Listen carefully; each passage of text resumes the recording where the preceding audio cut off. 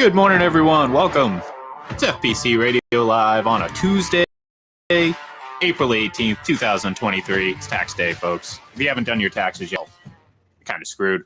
Or get that extension one way or the other. I don't know. That's your problem. It's not mine. I did mine already. So, no, it is Tuesday. NBA and NHL playoffs are in full swing.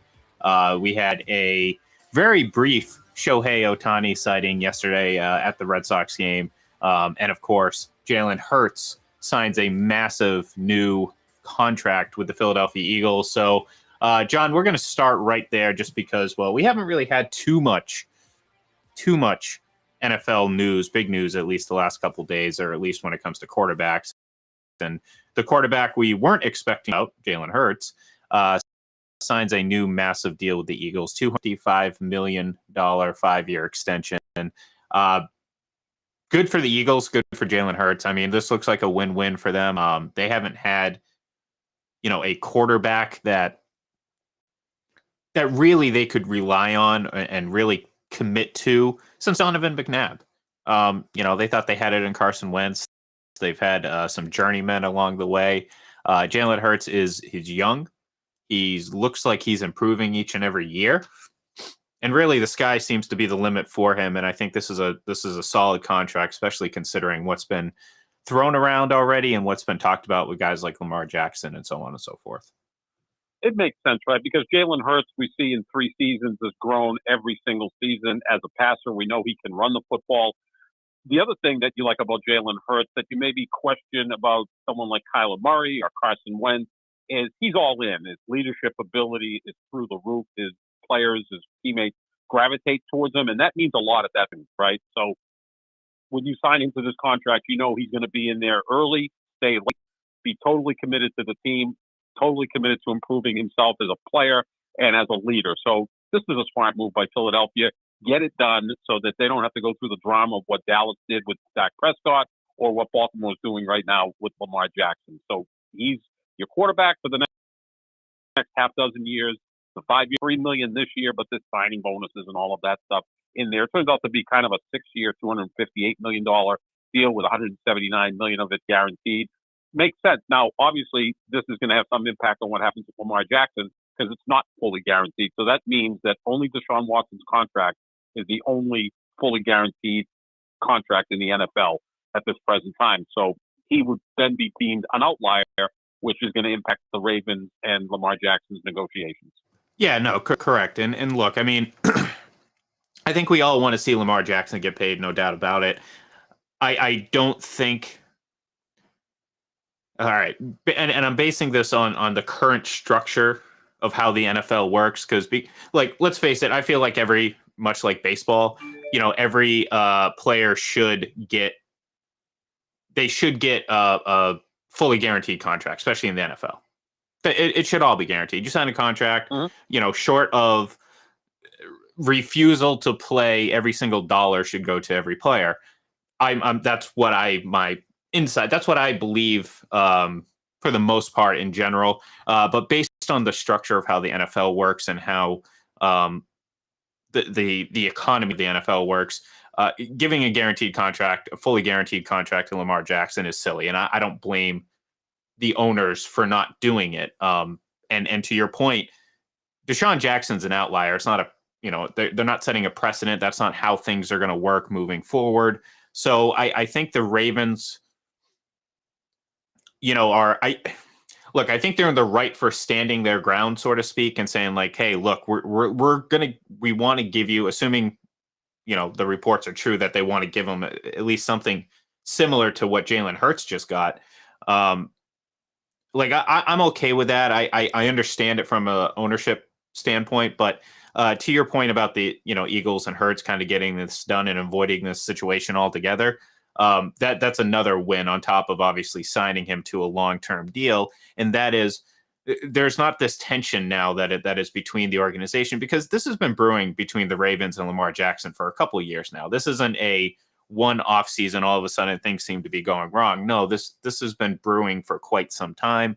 And that's something you risk with Jalen Hurts or any star quarterback for that matter. If you really push the contract extension beyond what it should be. And we can see a trend now, John, that all these young guys are getting paid long before they're technically due. And that's because teams want to commit to their guy, and the Ravens seem to be doing it the exact opposite. Well, Jalen Hurts actually benefits by being a second-round pick, right? Because they can do this quicker than if he was a first-round pick. Right. And I know Joe Burrow and Justin Herbert are next in line. They were all in the same draft along with Tua. So you've got four guys that are established starters in the league. Obviously, three of the top 8 or 9 quarterbacks in football came from that draft. And then you've also got Tua, who really played well last year before the injuries caught up. So this whole class of 2020 is going to get paid. But it's going to be in different stages. So, yeah, Jalen Hurts benefits a little bit by being a second-round pick, so now he can cash in a little bit earlier than some of the other quarterbacks. But, yeah, you would think Cincinnati's going to get Joe Burrow signed. Why wouldn't they, other than the fact that they're kind of a cash-poor franchise?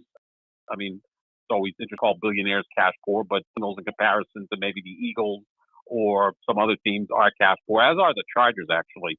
So, but if you're a serious team, and you're serious about contending year in and year out, you get an extension done with Joe Burrow and Justin Herbert quickly, right? Because now you've got that position solved for the next 6, 8 years, whatever it may be. But yeah, you're going to see these quarterbacks getting paid. And, the thing with Philadelphia, like you said, they've avoided all the drama. They know who their quarterback is for the next 6 years. He's happy. The coaching staff's happy. And they can try to get back to the Super Bowl and win it this time. I ask you this, though. At this present time, who would you take, Jalen Hurts or Lamar Jackson going forward? If we were to pick one quarterback, who would it be? Oof, that's a good one. Look, you can make an argument that short of an unfortunate absence late in the season, Jalen Hurts was well on his way to winning an MVP last year. I got to go with Jalen Hurts. He's younger, he's been healthier, and quite frankly, I think he's. And this is no disrespect to Lamar Jackson. I think obviously you can't you can't bail out on him just because he hasn't finished the last couple of seasons, but you also cannot ignore that. And Right. especially considering how he plays the position and his age. And again, I mean, these are factors that you have to consider, especially if you're an outside team. I mean, the Ravens, it's a little bit different with the Ravens because he's already in the organization. They've already had a history, all that stuff. But if you're an outside team trying to decide whether or not it's worth giving up multiple draft picks or a massive contract to Lamar Jackson, those are things you have to consider. I mean, it's not a, it's not a theory.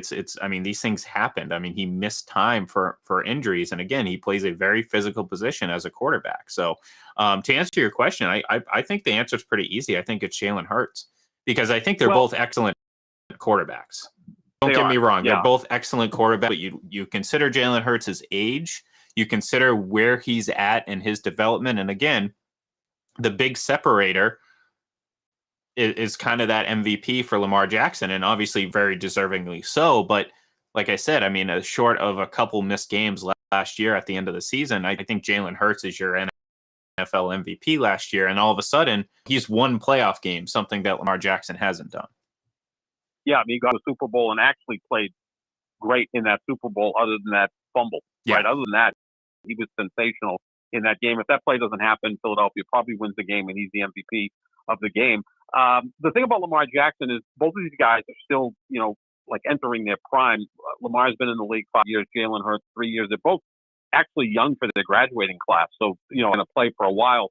The Lamar Jackson injury last year to me seemed to be more of a business decision. So maybe you take that away that he's injury prone, but then that also questions how bought into it is he, whereas Jalen Hurts got hurt also, not lower body, upper body, which is a little bit, and he came back, sooner rather than later. So you can kind of weigh in all of that. Lamar Jackson's injuries came while he was in the pocket or just getting out the pits. It didn't necessarily come when he was running. I take Jalen Hurts as well. He's just such a sturdy guy, right? I mean, the guy is like, lifts with alignment. And not that Lamar Jackson's a spindly guy. He's pretty impressive athlete himself. They're both great athletes and both sensational football players. But Hurts just is sturdy. I mean, he's almost built like a fullback. So yeah, I would probably take him. at this point. But, it is a good debate between these two quarterbacks. Yeah, and look, as Joel points out, he would take Hurts or Jackson, and look, you're not going to lose either way. I mean, again, assuming Lamar Jackson's healthy, and yeah, to your point, like these injuries didn't directly, obviously they came from inside the pocket, so it's not what you would think, but it's more about the wear and tear.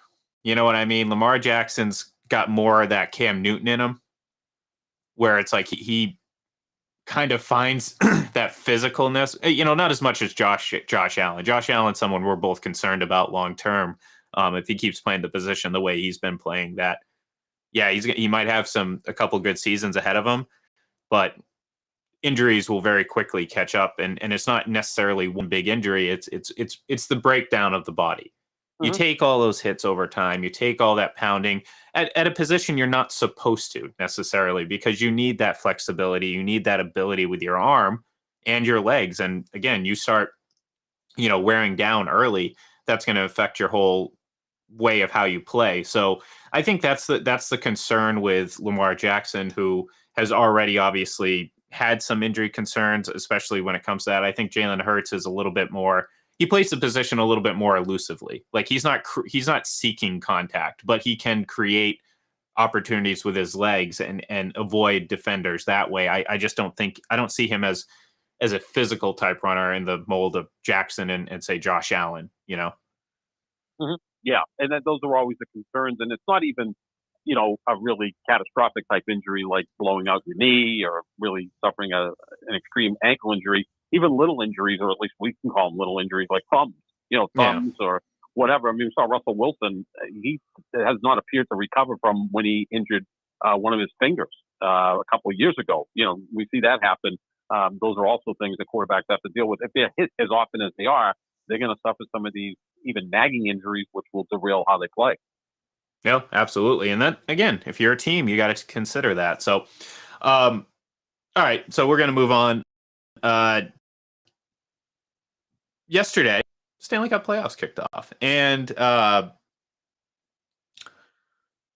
Bruins did not play their best game. And this is this is what's crazy. This is how good they are right now.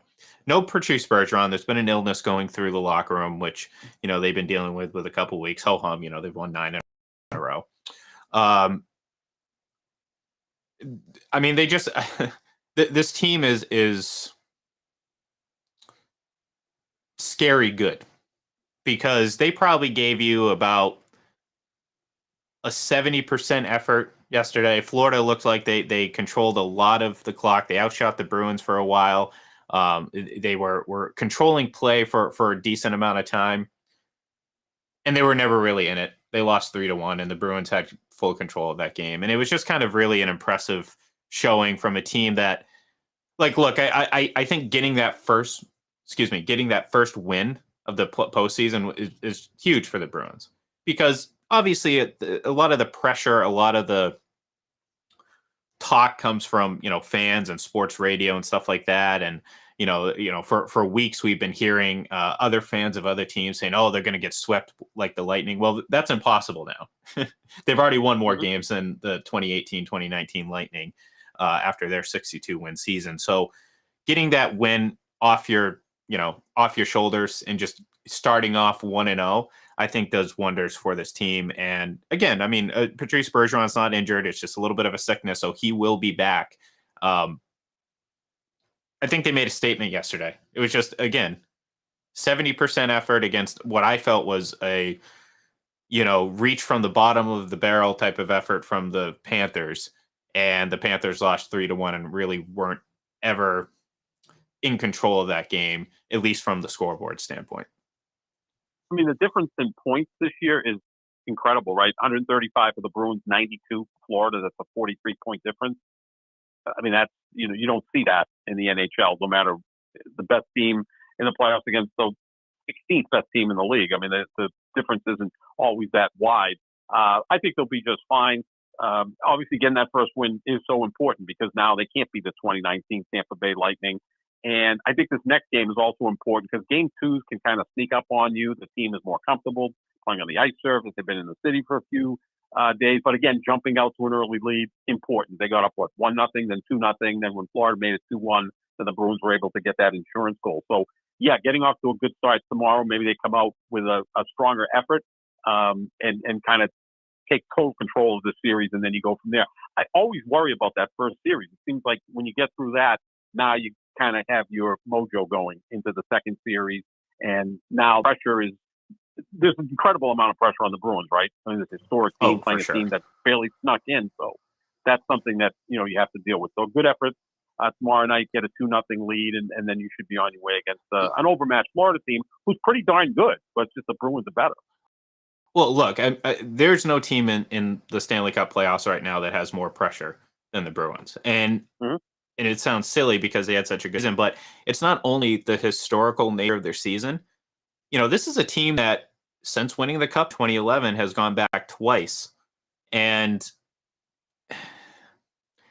I don't want to sit there and say they gave away the series against Chicago because they were down 3-2, but they gave away an opportunity to win that series late in Game 6. Obviously, we all remember, and it's a bad memory if you're a Bruins fan. And then I do believe they gave away the Cup in 2019. So there's a lot of pressure on top of the fact that, is this Patrice Bergeron's last go around? Is this David Krejci's last go around? And then you add in the fact that they have 65 wins and 135 points, both records, and all these things. So there's a massive amount of pressure on this team. And yesterday just kind of showed me how they're dealing with it. And it's, again, credit to Jim Montgomery and the coaching staff, credit to Patrice Bergeron and all the leaders on this team. But they never look over or underhyped. They're so evenly, just evenly focused, singularly focused. They're never panicked. They're never too over the top. They understand the situation, and we saw that yesterday. Like, look, Florida, like I said, they were out shooting the Bruins 2-1 for much of the first two periods, and yeah, was it concerning? Maybe. Florida was. They like to shoot a lot from the point, so. I'm not necessarily. I thought the Bruins were getting higher quality opportunities despite being outshot at that point. But that's something where other teams might panic because they're getting outshot, or maybe they get on their heels a little bit. The Bruins just kind of keep playing their game. And if a mistake happens, it doesn't impact them. It doesn't create this ripple effect. And again, we see that when they can go out there without their, best player, without Patrice Bergeron, their captain, and playing by their standards, a subpar game, and going out and really just taking care of business and winning 3-1. Like, this tells me that if the Bruins come out and play their game and are 100% healthy, this Florida team just doesn't have a chance against this Bruins team. And that's something we've seen from a lot of teams all season. And I keep saying, we did a Big Bad Bruins podcast yesterday. I've been saying to Bruins fans, there's no need not to be confident, and it's not overconfidence. It's just basing it off what we've seen all season. And look, they were the first team to win 16 games to start the season, and they're going to be the first and only team to win 6 to start this postseason. So one down and 15 more to go, and it seems like, this is the Bruins are ready for this. They're just so deep, right? I mean, so Bergeron doesn't play last night. Saka moves up to the first line, and they just continue on their merry way. It's just a deep, deep roster. I mean, there's going to be some players that don't play that are darn good, right? A seventh defenseman. Matt Grzelcyk sat yesterday, and he's plus, and they said it on the broadcast, he's like plus 42 on the season, and plus minus. This is a good player. Yeah, I mean, you're building your lineup from the top down, right? Sometimes you build it from the bottom up because you're just trying to see, who's the forward, who maybe isn't all that good. The Bruins have like extra guys. They've built this roster, and it goes all the way to in net as well. We have 2 accomplished goaltenders, so that Allmark's injured or is not playing well, you can go with Jeremy Swayman and feel pretty confident. So this is such a deep team. And again, I keep harping on that they just can beat you in different ways. 3-1 last night. Maybe tomorrow night it's 5-3, and maybe they go to Florida and win a 1-0 defensive struggle. I mean, they can just win in any fashion, which is what makes a great team in any sport. Yeah. No, I agree. And you look across the league last night and why Stanley Cup playoffs are, I think, bar none, the best postseason in any sport, at least in terms of North American professional sports. Double overtime, single overtime, and you had a team like Edmonton, who I believe is ultimately going to face the Bruins in the Stanley Cup final. You saw them blow a lead late and then lose in overtime. And it's not that, and this is why, again, this really kind of hammers home the point as to why the Bruins are such a outlier in this league right now.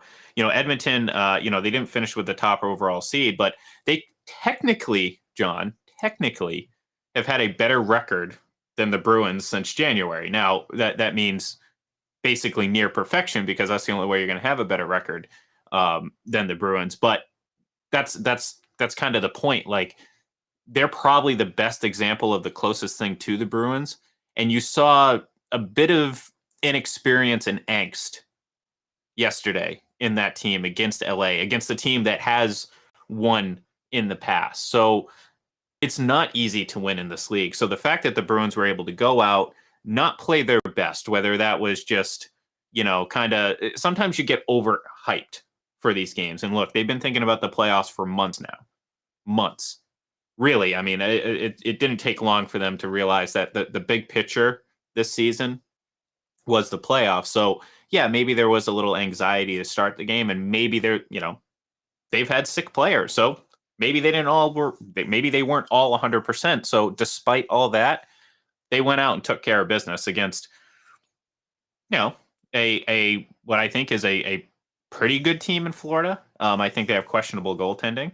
Although Lyon played okay yesterday. I mean, a couple soft, that one soft goal really kind of hurt you in the long run. But yeah, I think in contrast to what we saw yesterday from some of these other teams, yeah, the Bruins are really good. And that win last night was very encouraging for being the first win of the postseason.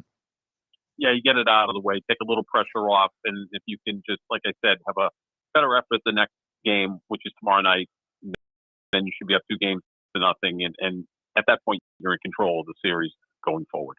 Yeah, exactly. So anyways, let's before we wrap it up, I do want to touch on the NBA, because obviously the NBA playoffs on, and the big talk last night, obviously the stirred around the world, John.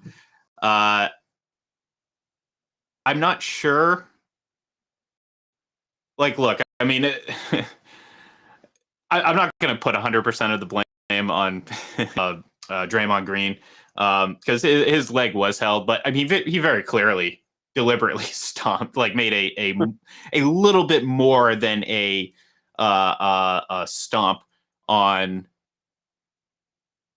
Sabonis. So like, I think he's going to get suspended, right? You would think at least a game. I would think so. Yeah, because of his history as well. If this had been Klay Thompson or someone else, probably not. But since it's Draymond Green, I would think a 1-game suspension. Yeah, and look, I mean, they're already down 2-0. This is a team that all season has really struggled, and I think maybe the history, obviously, being the defending champions, having Steph Curry and all that, you're never gonna lose confidence in them. But do you have any hope that they're going to be able to kind of dig themselves out of this hole, or is this kind of going to be a sputtering end to their championship defense season? Don't they feel a little bit like the 2022 Tampa Bay Buccaneers? A team that obviously had championship pedigree with Tom Brady. Golden State has Steph Curry. They're both still great at what they do, but the teams just aren't as good as you had hoped for or expected. And remember, all season we're like, okay, just get Tampa Bay into the postseason, and then they'll be able to beat all these teams that they have the edge at a quarterback, and they still lost to Dallas handily the wild card round. And here's Golden State, which was 11-30 on the road. They can't win on the road, and thus they're down 2-0 against Sacramento, losing both games in Sacramento. It's going to be a tough haul to win 4 out of the last 5, and the Warriors have always been pretty much front runners throughout this entire run. Because they're really good. They generally have home court advantage, get up 2-0, and then have complete control of the series. I didn't realize that Draymond Green was going to turn into Robert De Niro in Goodfellas when he was stomping on Billy Bats at that point, but that's Draymond Green. And maybe some frustration there. And, again, Sacramento's a young team. De'Aaron Fox, I think, has been the emerging star of the playoffs so far. He's sensational, probably the fastest guy in the league from baseline to baseline. Has a similar skill set to Ja Morant, just a little bit different. But Sacramento, they are just on such a roll. And again, that home crowd was very, very loud because they hadn't been to the postseason since 2006. Yeah, that's I incredible. think Sacramento's in good shape to take care of business, even if they can maybe get one in San Francisco and wrap it up in Game 5. Because if the series goes into Game 6, Game 7, now that experience can be a factor. But I think Sacramento's in really good shape after being up 2-0.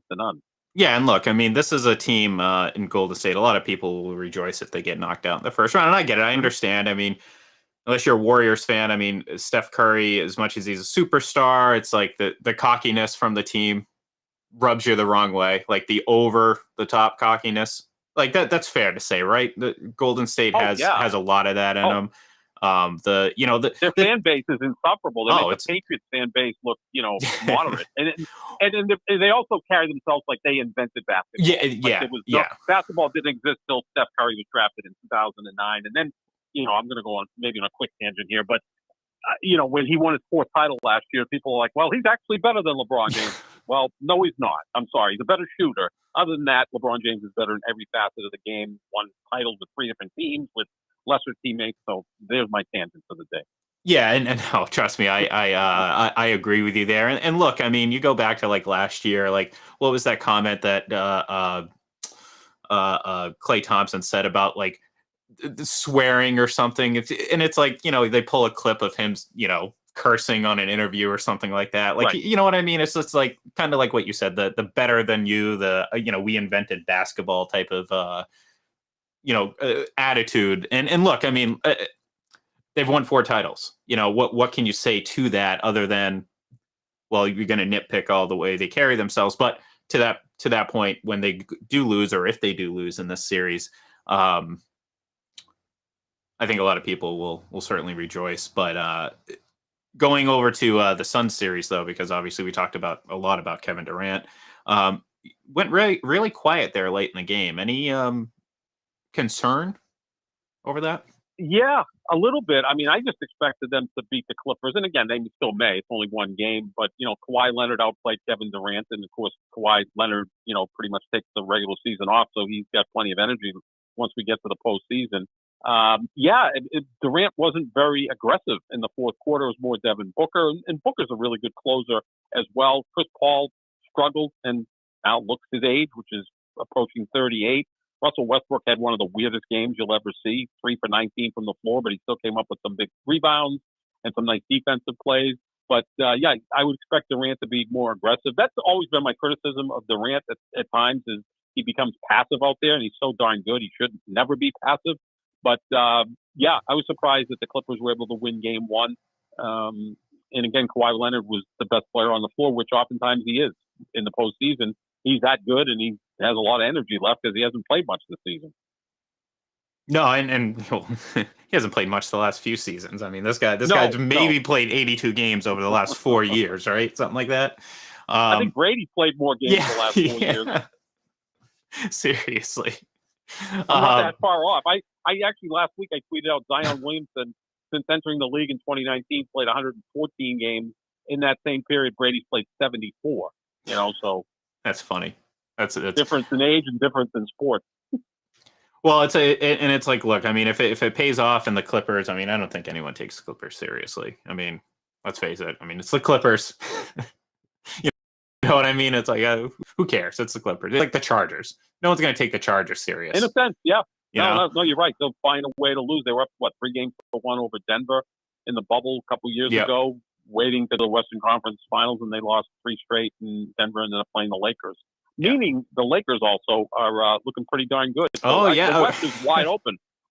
Wide open. I knew you couldn't go without mentioning your Lakers or your LeBrons, and by virtue of LeBrons, it's the Lakers. But I mean, look, I mean, interesting kind of turn of events, even just a couple games in, just across the league in general, not just in the West. I mean, obviously the Lakers are up.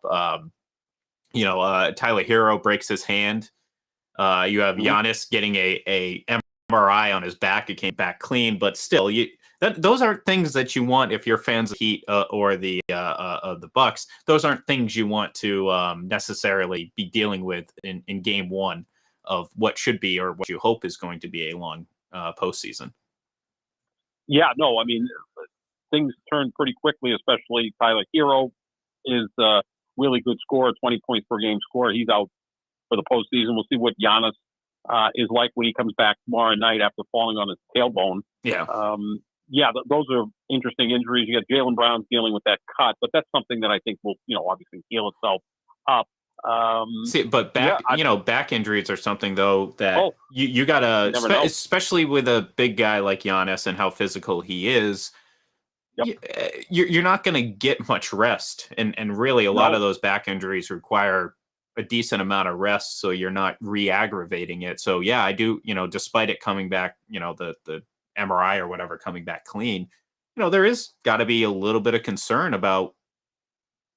Is this going to be a lingering thing? Because he's not going to get a week off to rest. I mean, short of the Bucks sweeping their series and then having, their future opponents go to 7, you're not really going to get a lot of time off in these series to get adequate rest. So, yeah, I mean, I think there's a little bit of concern there, especially, again, for a team like the Bucks who are the 1 seed and have a lot of high expectations to go back to the finals.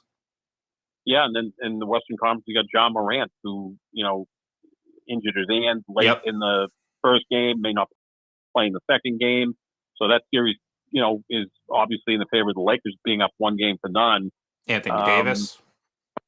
Anthony Davis is always an injury concern. I mean, when he couldn't move his shoulder or his arm at that point at the end of the second quarter, I'm like, well, he's not coming back. And then he came back. And the key with the Lakers is obviously the health of Anthony Davis and LeBron James, but also when those guys are committed defensively, it has a trickle-down effect on the entire roster because if your 2 best players are that invested defensively, else steps up, and all of a sudden you got Rui Hachimura and Austin Reeves, looking like Klay Thompson and Kevin Durant out there the other night. So that was quite helpful for the Lakers. Look, on the Pick and Roll NBA podcast with Jet and Staff, which of course is heard here on Full Press Coverage, I picked the Lakers and Celtics in the finals.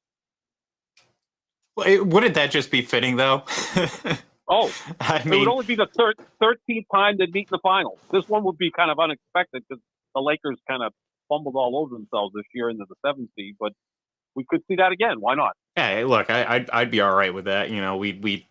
We'd really put an end to LeBron's run there by stomping him out. And I say by we, clearly I'm a member of the Celtics. I think, I thought of that, but the last guy I think you want to see walking into TD Garden in early June is LeBron, since he's won 5 straight series against the Celtics. So be careful what you wish for. Well, we'll see. We'll see. There was a couple times he lost early in his career, so it'd be a nice bookend if it worked out that way. So. But yeah, so again, it's been an intriguing start. It's been an intriguing start for both playoff postseasons. Obviously, the hockey NHL postseason just having 4 games played yesterday, but the NBA is certainly starting to create some early drama, and we're all here for that. So that's going to do it for us here today. You can give us a follow on Twitter at FPC Radio Live, and of course, stay tuned later in the week when we come back and keep reacting to all these great playoff matchups and maybe some more NFL news. Clock is ticking on Aaron Rodgers and New York Jets. So thank you, everyone, for tuning in, and we will talk to you soon.